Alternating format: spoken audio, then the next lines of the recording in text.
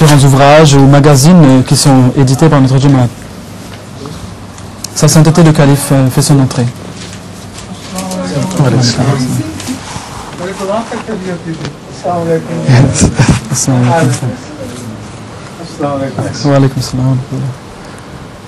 MashaAllah.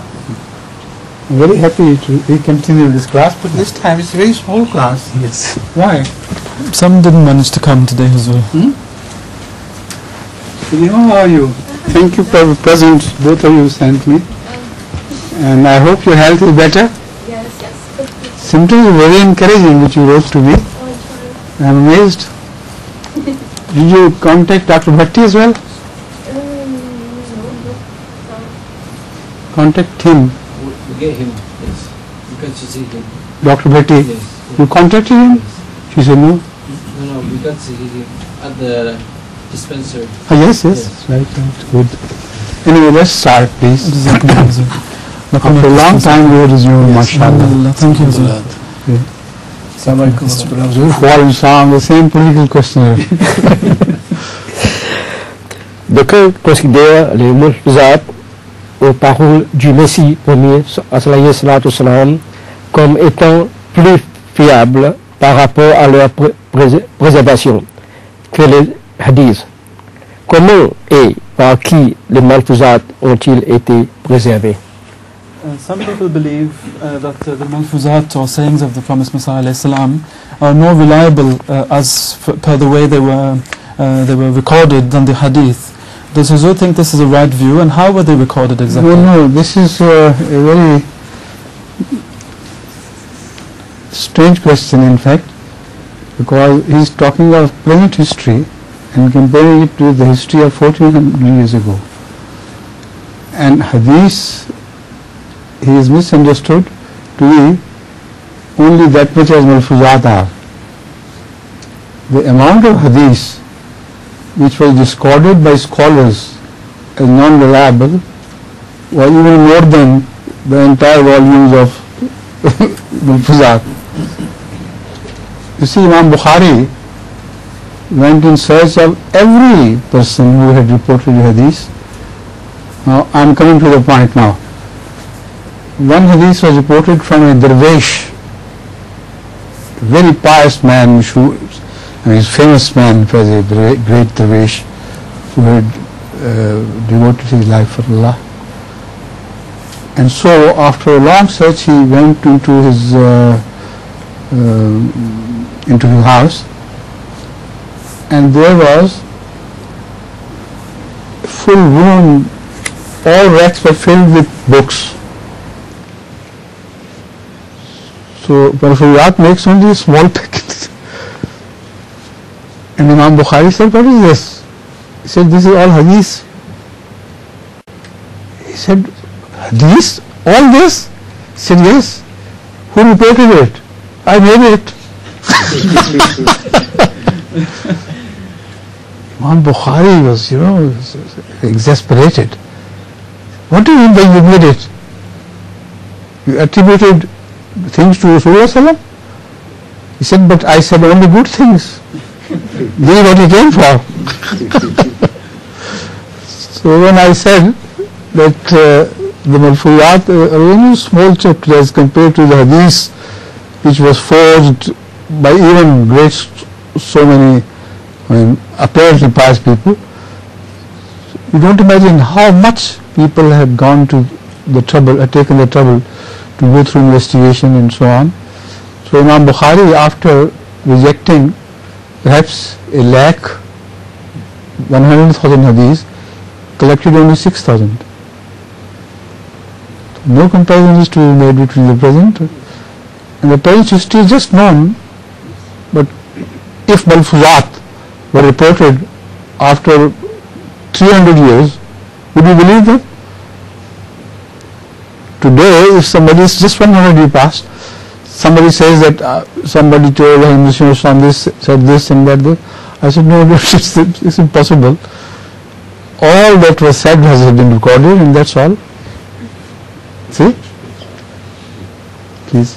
Sa sainteté le calife dit qu'en fait cette question est un peu étrange dans le sens qu'on est en train de faire une comparaison ici entre l'histoire du passé avec l'histoire récente, l'histoire du passé qui date de 1400 ans de cela. En fait, le nombre de hadiths rejetés par les exégètes de hadith ou les savants dans la science de hadith dépasse de loin tous les malfouzat ou les paroles du Messie promis qui ont été recueillies à notre époque. Et donc, sa sainteté a cité ici le cas particulier de l'imam Bukhari, dont on connaît le recueil très connu donc, de hadith. Et il a fait des recherches vraiment très très poussées, il a pris beaucoup de peine pour dénicher les hadiths qui, selon lui, étaient authentiques. Alors, il a entendu une fois que les gens disaient qu'il y avait un saint homme, un derviche, qui rapportait beaucoup de hadiths. Et évidemment, comme il faisait sa recherche, cela l'a beaucoup intéressé. Alors, il s'est rendu chez le derviche, et quand il est entré dans sa maison, il a vu des étagères partout. Et toutes les étagères étaient absolument recouvertes de livres, d'en haut jusqu'en bas. Alors, il lui demanda, mais que sont ces livres? Et le monsieur, le derviche, dit, eh bien, ce sont des livres de hadith. Il dit, tout ça des hadiths, est-ce qu'il y a autant de hadiths que ça? Il dit, vous avez rapporté tout ça du prophète? Il dit, non, je les ai inventés en fait. Il dit, mais comment osez-vous attribuer des paroles au prophète Mohammed sallallahu alayhi wa sallam? Il dit, oui, mais je n'ai dit que de bonnes choses, car après tout, le prophète n'était venu que pour dire de bonnes choses, donc ça va, il n'y a pas de problème. Voilà dans quel état l'affaire se trouvait à cette époque. Et l'imam Bukhari était absolument ébahi, surpris par cette situation-là. Donc, lorsqu'il a commencé à étudier les hadiths, il a dû étudier plus de 100 000 hadiths, la plupart desquels il a rejetés. Il n'a retenu qu'à peu près 6 000 dans son recueil très connu, qui est le plus authentique. Donc c'est pour vous dire quelles sont les peines et quels sont les soins avec lesquels ces personnes-là ont cherché les hadiths authentiques. Maintenant, nous parlons du malfouzat. Eh bien, le malfouzat du Messie premier alayhi salam ne représente même pas un petit chapitre de tous ces hadiths. Vraiment, c'est très très peu. Et si par exemple, 300 ans après nous, si quelqu'un venait et disait « Ah, le Messie premier, il avait dit telle chose qui n'a pas été mis par écrit de son vivant », allez-vous croire en cette personne-là, ce qu'elle dit? Certainement pas. Et d'ailleurs, moi-même, dit le calife, lorsque des gens viennent et me disent « Ah, vous savez, le Messie premier, il avait dit telle ou telle chose », je leur réponds que cela n'a pas été mis par écrit, donc il n'y a pas nécessité maintenant de commencer à dire de telles choses. Donc voilà, c'est une chose tout à fait différente que les malfouzat et les hadiths. Again, one thing should be remembered, that although it's just 100 years past, there are some contradictions which one has to resolve.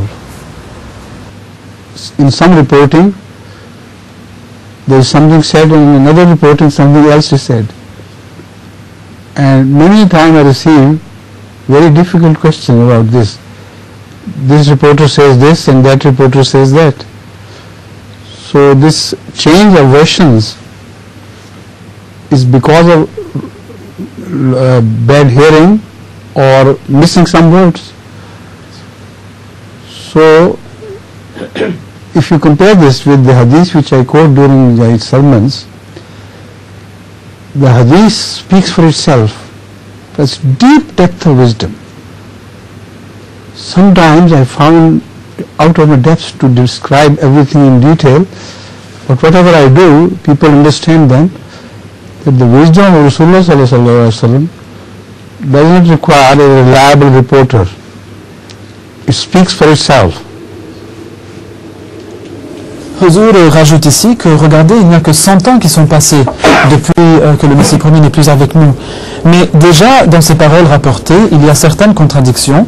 Et d'ailleurs, je reçois parfois des questions très difficiles à résoudre lorsque une personne va me dire, voilà un tel incident ou une telle chose que le Messie premier aurait dite, et rapporté par un tel rapporteur, mais un autre rapporteur le décrit autrement. Alors comment est-ce qu'on peut trouver un compromis entre les deux? Cela est très très difficile. Mais en fait, il se peut fort bien que l'une des personnes ait mal entendu ou bien ait raté quelques mots, et donc cela expliquerait la différence dans les versions. Mais en fait, lorsqu'on en revient au hadith même, vous verrez que la nature même du hadith elle est tout à fait différente. Car si vous étudiez les hadiths que je présente dans mes sermons des Huzour, eh bien vous verrez que le hadith parle de lui-même, il parle de lui-même, de sa propre nature. Car la profondeur de ces sujets est vraiment la garantie qu'elle est authentique. Cela saute aux yeux. Et d'ailleurs, lorsque vous regardez donc à quel point le prophète Mohammed sallallahu alayhi wa sallam avait de la sagesse dans ses paroles, eh bien je pense que même lorsque je les explique, je n'arrive jamais à arriver jusqu'au fond de cette sagesse, complètement. Mais les gens, quand ils entendent mes explications, ils les comprennent, et vous allez comprendre ce que je dis en étudiant cela. Again, the same wisdom can be recognized in Mulfuzat and the books of Messenger sallallahu alayhi wa sallam when he speaks of Rasulullah sallallahu alayhi wa sallam and based on his hadith. It's a profound thing. This is why repeatedly after the hadith I quote Messenger sallallahu alayhi wa sallam Mulfuzat, which throw great light on hadith which we fail to understand beforehand. So now you understand the whole comparison. Sa sainteté le calife dit que si par exemple vous étudiez les Malfuzat maintenant, eh bien vous allez voir que la même sagesse, la même profondeur dans la sagesse peut être reconnue dans ces Malfuzat là. Et en fait, lorsque le Messie promis parle avec cette sagesse-là, c'est parce qu'il est en train justement de parler du saint prophète Mohammed Rasulullah sallallahu alayhi wa sallam. Il est en train d'utiliser les paroles du prophète Mohammed sallallahu alayhi wa sallam qui sont les hadiths. Et c'est pour cela que lorsque je fais mes sermons du vendredi, lorsque j'ai fini de parler, de citer des hadiths du prophète Mohammed sallallahu alayhi wa sallam, je cite alors des malfuzat ou des paroles du Messie premier alayhi salam qui font lumière vraiment de façon éclatante sur la sagesse profonde des hadiths. Et cela nous explique les hadiths qu'autrement nous n'aurions pas pu cerner. Et donc c'est pour cela que c'est très utile aussi d'utiliser les malfuzat ainsi. Good question, I think. It has covered many aspects of this question. Sa sainteté dit que c'est une très belle question, une très bonne question qui a couvert beaucoup d'aspects. Maintenant vous en savez tout sur la comparaison entre les hadiths et les malfuzat. Les hindous et les sikhs distribuent de la nourriture appelée prasad parmi les personnes présentes à leur réunion. Les musulmans peuvent-ils en prendre? In their religious meetings, Hindus and Sikhs like to distribute food called prasad. May Muslims partake of this food? It depends on who is distributing what for what sake. As far as the Sikhs are concerned, because they are believers in the unity of God, and they don't but sometimes their slaughtering is not according to Muslim way, so one has to be careful even there. As far as eating halwa, vegetables, there is no harm at all. But as far as the Hindus are concerned, sometimes they give it at the altar of some imaginary gods, and that is definitely haram. It's impossible for any Muslim to participate, whether it's vegetable or whatever it is. Sa sainteté le calife dit que en fait tout dépendra de la personne qui est en train de distribuer cette nourriture et dépendra de la raison derrière cette distribution de nourriture. Si par exemple vous prenez le cas des Sikhs, eh bien vous savez que les Sikhs sont des unicitaires, ils croient en un seul Dieu comme nous. Donc en principe, lorsqu'ils vous offrent cette nourriture-là lors de leur réunion, en principe, vous pouvez en prendre, mais il faut faire attention à leur façon d'égorger les animaux qui n'est pas comme la façon de faire en islam. Donc dans ce cas-là, il vaut mieux s'en tenir au seul gâteau et aux choses, des produits d'origine végétale, etc.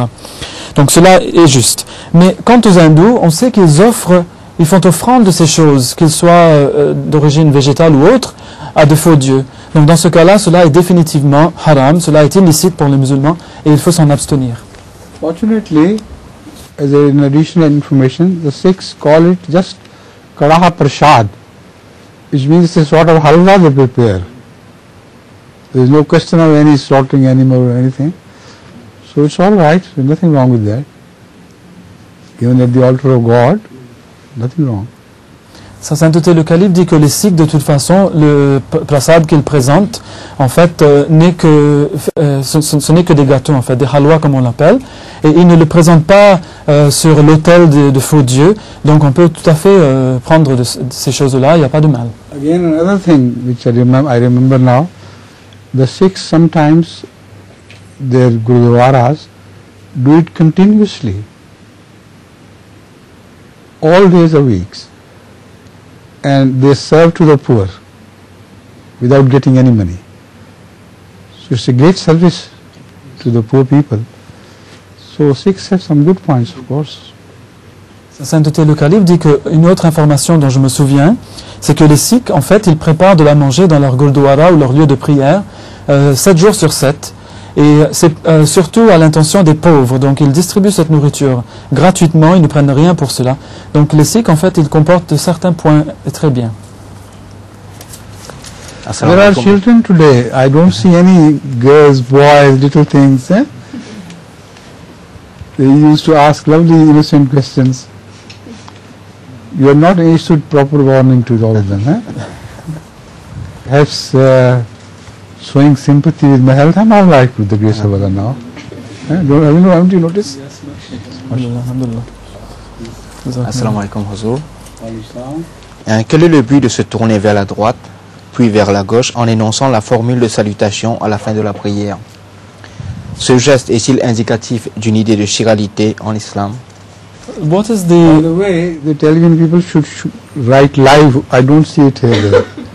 Because sometimes people think it's an old question and answer session with friends. But the Jamaat is very anxious to know about my answers. Just tell they are being recorded live. So if they had forgotten, they should now add the word live on one side. And for French, what do you say? En direct. En direct. En direct. Hein? En direct. En direct. The question is that what is the philosophy behind turning to the right and then to the left when we say the salam in the prayer, at the end of the prayer? Is this an indication of the chirality which exists in Islam? You see, when you get up from namaz, naturally people are on your right and your left, normally. And that is why you say salam to the right people and to the left as well. And again, this is a chirality, in fact, in a manner that we say salam as far as Muslims are concerned. They send peace to the rightists as well as the leftists.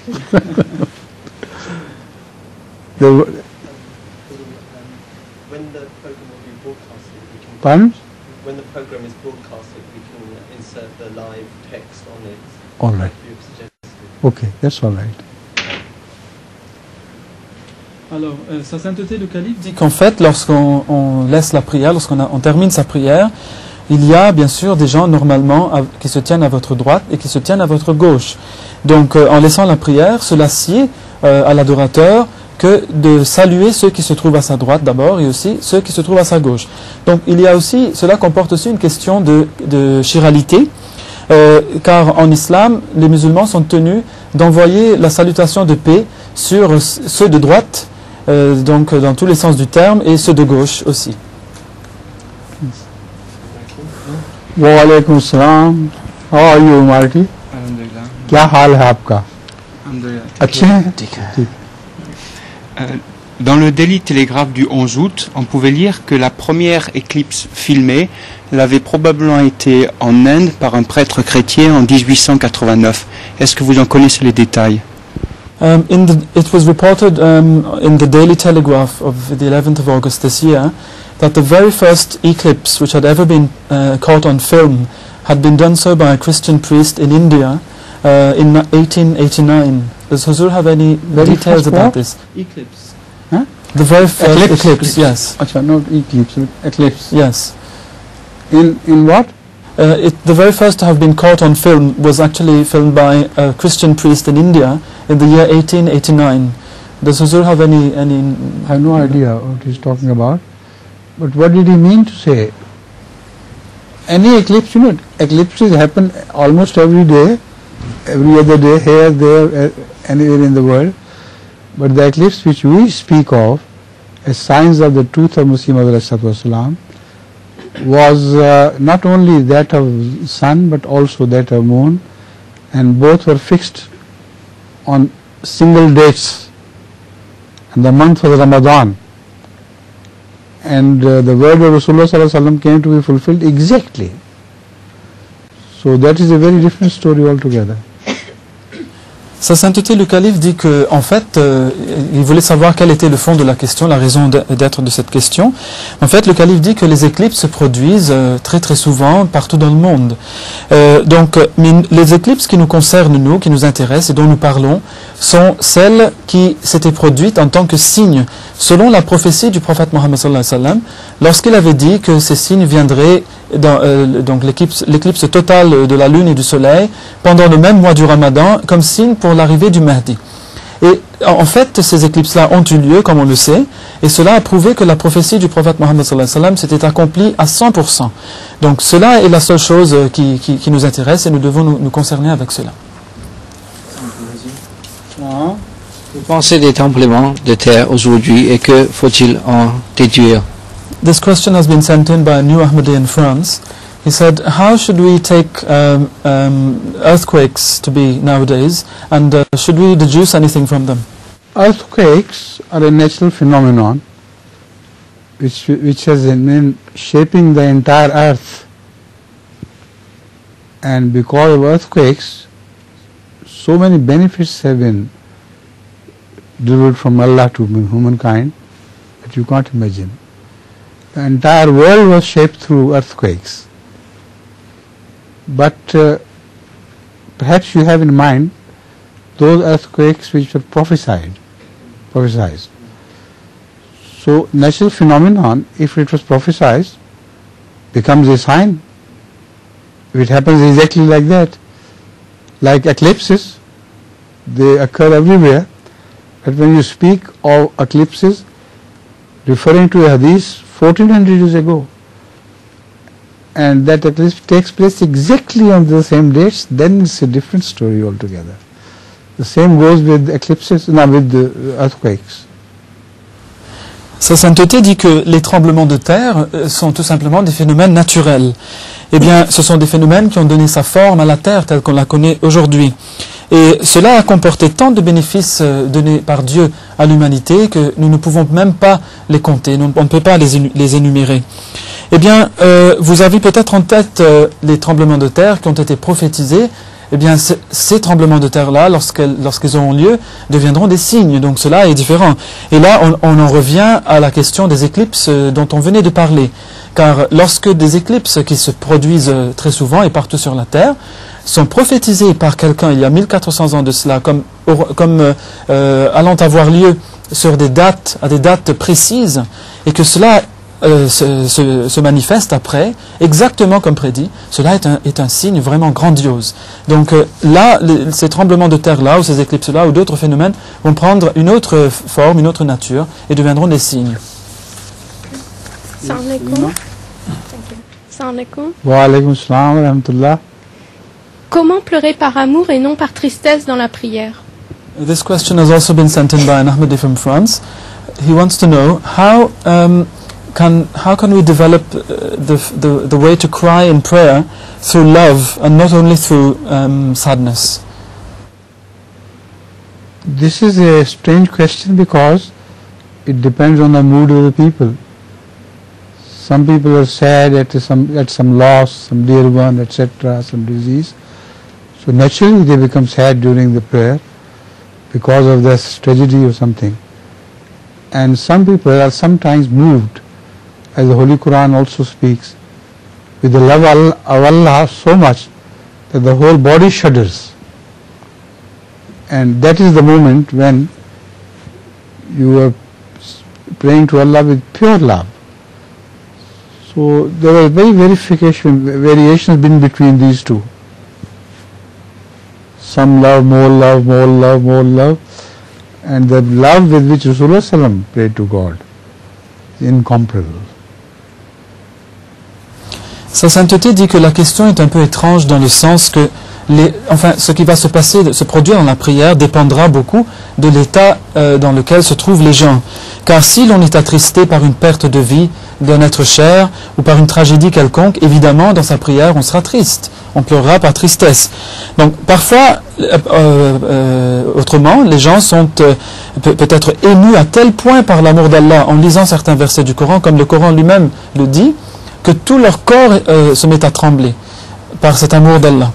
Eh bien, il y a des degrés entre les deux, donc différents degrés. Et parfois on est un peu plus triste, parfois plus motivé par l'amour, etc. Tout cela va dépendre de la personne. Et celui qui a démontré la plus grande émotion et la plus grande réaction à cet amour pour Allah, on peut dire, c'est le saint prophète Mohammed Rasulullah sallallahu alayhi wa sallam. Personne ne peut être comme lui dans cette émotion qu'il ressentait dans sa prière pour Allah. We are so lucky to have Jahangir with us for translation. Amazing. No comparison. La Bible. I didn't mean to offend you. You may do well. When he is not there, then we have to depend upon you, of course. La Bible nous dit que Jésus-Christ a souvent utilisé le terme Père pour Dieu. Étant donné que cette épithète a causé une confusion considérable, pourquoi Dieu lui en avait-il autorisé l'utilisation? The Bible tells us that many a time Jesus Christ, may peace be upon him, used the epithet Father for God. Now, this has caused a lot of confusion in the minds of many people. So, in the end, people are asking themselves, why did Allah let him use this term at all? See, because in the olden days, the word father only meant respectable person to whom you love so much. And this term was totally neglected by the Holy Quran later on because of misunderstandings. But previously in the Bible also used the term children of God with love. So if you don't call him father, how has he got children? See? So they are just metaphors indicating love and respect, no more. Huzur nous dit que, en fait, c'est parce qu'aux temps anciens, le terme père signifiait ou représentait ce personnage qui était fort respecté et aimé par les gens. Donc cela représentait la personne ou le personnage qu'ils aimaient et respectaient. Mais on remarque par contre que le Saint-Coran a évité totalement l'utilisation de cette épithète père. Mais par ailleurs, on voit que dans la Bible, et cela prouve le point justement, mentionne les gens de Dieu comme étant les enfants de Dieu. Donc s'il a des enfants, il faut qu'il soit un père. Comment va-t-on l'appeler sinon? Donc c'est pour cela, c'est dans la même optique que ce terme père a été utilisé, et c'est cela l'explication en fait. One more round. Bonjour. L'amputation de la main en tant que punition pour le vol n'est pratiquée qu'en Arabie saoudite. Pourquoi aucun autre pays musulman n'a-t-il pas adopté cette loi? A judicial question now from... Judicial? Yes. It's that the amputation of the hand for the crime of theft has been adopted by only Saudi Arabia out of all the Muslim countries. What does Huzur think is the reason for the others not having adopted it? Saudi Arabia goes after it literally. But I think, as far as the severing of a hand is concerned, this should be done internationally, not only by Muslims, but by all. If hands are severed, there will be no theft left. Impossible. That is why so little theft is reported from Saudi Arabia. And the thieves just do not rob things, steal things, they tend to murder as well. So a lot of unhappiness is caused by stealing habit. If the stealing is finished, then there will be no need of any locks anywhere. You know, in Islamic society it is said that if somebody has seen a rupees or a pound something on the street, you should not remove it. So when you return, the person who is lost, will find it there. And this is our practice in Ahmadiyyat with the grace of Allah. Most things, the jalsa, during jalsa, which are lost, are found. But there we have another system too, because we have a regular system, official system. So people are permitted to lift, but go straight to the office, because it is difficult for people to roam all about and see where somebody has lost something. So it has added convenience to the system. Sa sainteté dit que en fait l'Arabie Saoudite s'en tient à l'interprétation littérale de cette chose. Mais en fait, moi je pense que l'amputation des mains devrait être adoptée par non seulement les musulmans, mais bien le monde entier. Car alors, cela réduirait complètement le nombre de vols qu'on voit dans le monde. En fait, on remarque qu'il y a très peu de vols en Arabie Saoudite pour cette même raison que les gens ne veulent pas perdre leurs mains. Les voleurs ne font pas que voler. Ils tuent aussi. Donc il y a perte de biens et il y a aussi perte de vie. Donc l'une chose amène à l'autre. Donc cela est un problème très grave dans le monde. En islam, par contre, si idéalement, ce qui se passe, c'est que si vous découvrez, par exemple, ne serait-ce qu'une pièce de monnaie qui traîne par terre, vous êtes supposé laisser la chose là pour que la personne à qui cette chose appartient puisse la récupérer. Et c'est exactement cela que nous voyons chez nous. Par exemple, lors de nos conférences annuelles, les Jalsa Salana, les gens qui perdent des objets quelconques les retrouvent. Mais il est vrai que c'est très difficile pour que les gens se promènent partout dans la place de la conférence pour chercher les choses perdues, car ils ne sauront peut-être même pas où elles les ont perdues. Donc nous avons mis sur pied un système, et il y a un système donc pour les objets perdus, donc on peut récupérer les objets perdus, et c'est ce qui se produit. Voilà l'idéal. In English literature, you come across a strange habit here, that if somebody was caught stealing something, his ears were cut on both sides. Now, what has it got to stealing? You see, this is this difference between the wisdom of God and the wisdom of people. Sa sainteté, le calife dit qu'on remarque par contre des choses très étranges dans la littérature anglaise, où on rapporte que les deux oreilles d'un voleur sont coupées. Donc c'est ça sa punition. Mais qu'est-ce que ça a à voir avec le vol? En quoi cela va-t-il être utile? Donc voilà la différence entre la sagesse de Dieu d'une part et la sagesse des hommes d'autre part. Qu'est-ce qu'une bida ou innovation de la foi? Comment déterminer si une pratique est une bida ou non? What is a bid'ah or innovation in faith, and how can we determine what is a bid'ah? All the Islamic world is filled with bid'ah.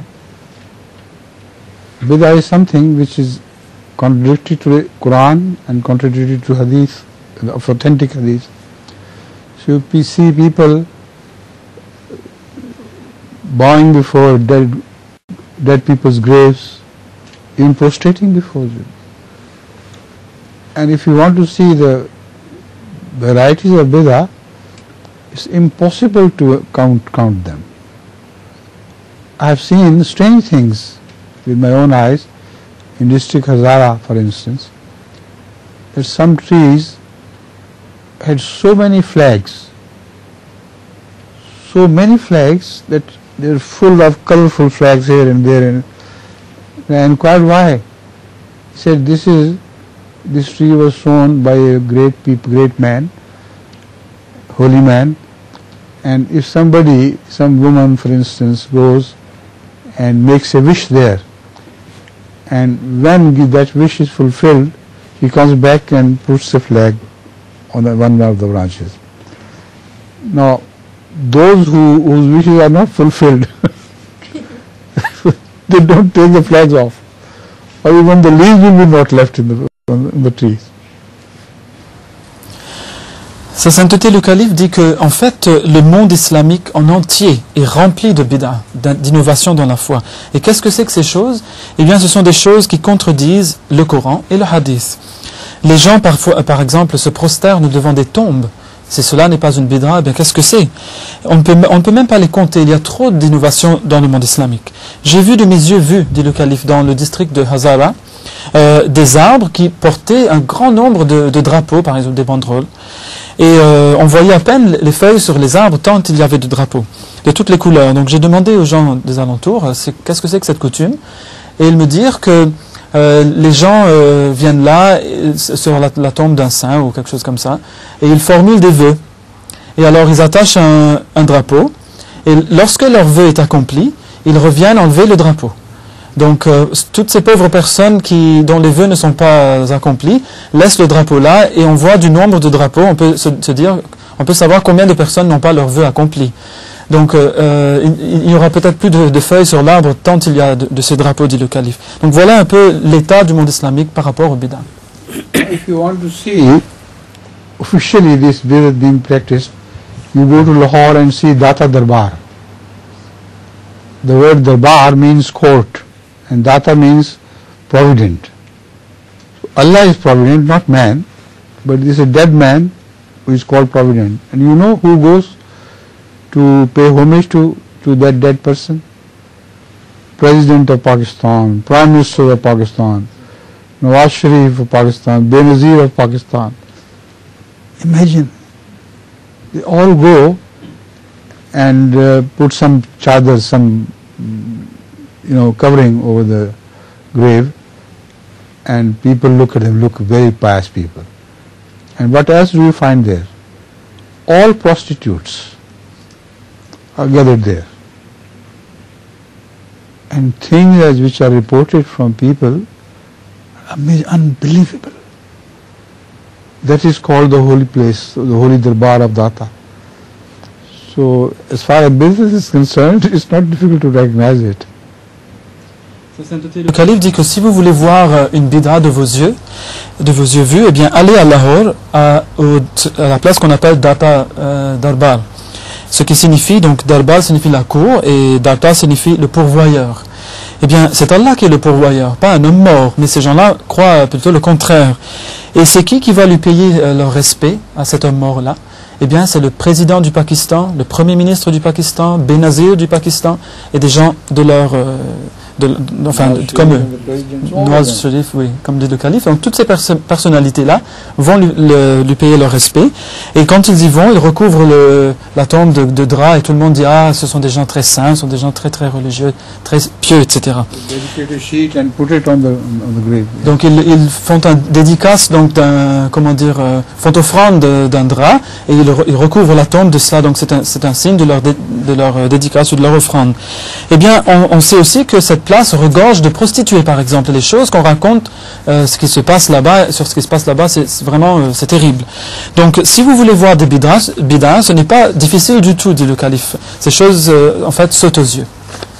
And if you want to observe bid'ah in Saudi Arabia, in Mecca, Medina, you'll be surprised to find plenty of bid'ah there. What happens when they change cloth of Khana Kaaba and the gold embroidered over there? Amazing things are happening which one could never imagine during the time of Rasulullah sallallahu alaihi wasallam. So, what in contradiction to the Holy Quran, they do all these bid'ahs even in Mecca. Sa sainteté, le calife dit que même si vous voulez voir des bid'ah en Arabie Saoudite, eh bien rendez-vous tout simplement à la Mecque ou à Médine. À la Mecque par exemple, où chaque année, lorsqu'ils changent le drap qui recouvre la Kaaba, le drap en soie noire qui est brodé d'or, eh bien les choses qui se produisent à ce moment-là, eh bien je ne peux pas les dire. Donc mais ça, ce sont des bid'ah vraiment qui sautent aux yeux, comme il avait dit. Donc des choses étranges sont en train de se passer, et des choses qu'on ne pouvait même pas imaginer à l'époque du prophète Mohammed sallallahu alayhi wa sallam, et tout cela en flagrante contradiction du Saint-Coran et des hadiths. Nous savons que le saint prophète Mohammed sallallahu alayhi wa sallam est décédé. Pourquoi lui disons-nous Assalamu alayka ayyuhan nabiyyu durant notre prière? We know that the Holy Prophet Muhammad sallallahu alayhi wa sallam has passed away, so why do we say Assalamu alayka ayyuhan nabiyyu during prayer? Because he himself used to say the same. We follow him. So he was not addressing himself, this is a way of praying. And to remove his personality from the office of Nabi, that is a fantastic thing. So he says, Assalamu alaikum ya ayyuhan nabiyyu wa rahmatullahi wa barakatuhu. Assalamu alayna ya. You know this Ibadullah Salihin, this is a sequence of salam, first on the Prophet and then on yourself. So there is no shirk involved at all in this. Sa sainteté le calife dit qu'en fait, c'est parce que le prophète Mohammed sallallahu alayhi wa sallam lui-même utilisait ces paroles-là et les énonçait dans sa prière. Et nous le suivons, donc nous le faisons aussi. En fait, ce n'était qu'une façon d'adorer Dieu. Il ne s'adorait pas lui-même. C'était une façon de se départir de l'apostolat, c'est-à-dire de séparer sa propre personne de l'apostolat. Et c'est une séquence de salutations où d'abord vous saluez le prophète, vous envoyez la salutation de paix sur cette entité qui est l'apôtre de Dieu, et ensuite vous envoyez le salam sur vous-même en fait, car vous l'envoyez sur des gens pieux. Donc vous êtes parmi. Donc voilà, c'est la séquence, et cela n'est pas du tout du shirk, ce n'est pas de l'idolâtrie.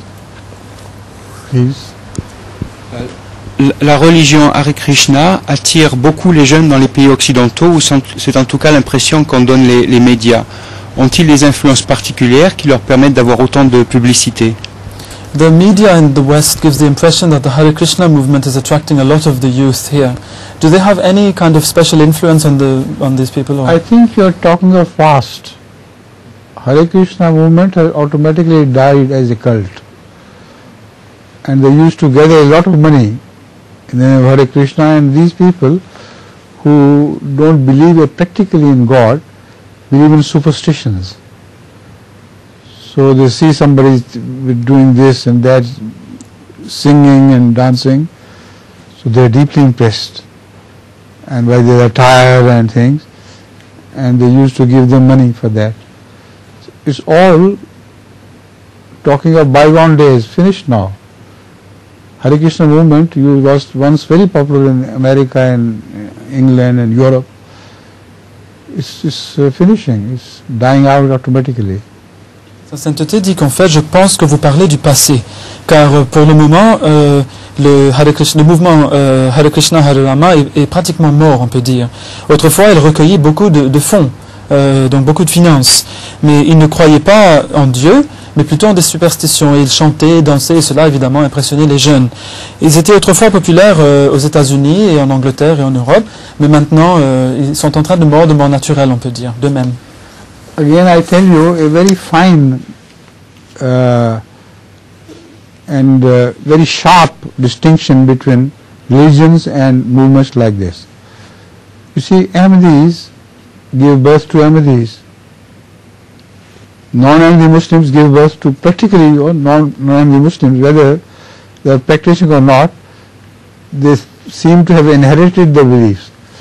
But Hare Krishna people don't give birth to Hare Krishna children. You see? They die with this movement, and the children are completely, unimpressed by their fathers, and otherwise Hare Krishna movement must have gone to spread all over the world because of this. A very good test, Sa sainteté dit que par ailleurs, j'aimerais dire autre chose, c'est qu'il y a une distinction très nette et claire entre les religions et les cultes et les sectes.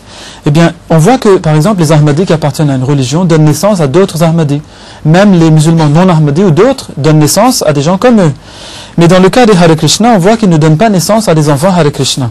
Car leurs enfants n'ont pas été du tout impressionnés par ce que leurs parents faisaient. Et donc ils ne les suivent pas, ils ne poursuivent pas leur message, et le mouvement alors ne peut pas se propager dans le monde comme dans le cas des religions. Donc voilà un test vraiment bien pour distinguer entre les religions et les sectes ou les cultes. See, in England, in Holland, particularly in Holland, Hare Krishna movement was once very popular, and also in Switzerland and Belgium, etc., etc. And what about their offsprings?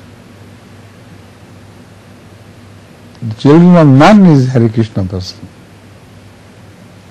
Le calife dit que regardez en Angleterre, en Hollande, en Suisse, en Belgique, etc. et le reste de l'Europe, les Hare Krishna étaient très très populaires, mais qu'en est-il de leurs enfants? Où sont-ils?